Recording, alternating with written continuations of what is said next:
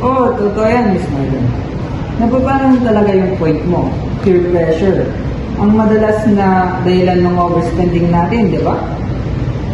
Pero, parang may gusto ka rin sabihin, Sir Tuban?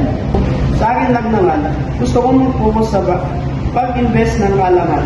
Kapag marunong ka mag-manage ng pera ngayon, madadala mo yan hanggang sa adulthood. Maaari din tayong matutong mag-invest sa maliit na paraan. Halimbawa, bumili ng libro tungkol sa finance o manonood ng free webinars. Hindi kailangan malaki agad ang puhunan. Ang mahalaga, nagsisimula. Nice insight, Sir Tuban. Pero importante rin, ang tamang paggamit ng allowance ay konektado rin sa pagplano ng kinabukasan. Hindi natin kailangan hintayin maging adult bago mag-isip tungkol sa pera. Kung ngayon pa lamang marunong ka ng mag-budget, mas madaling maging independent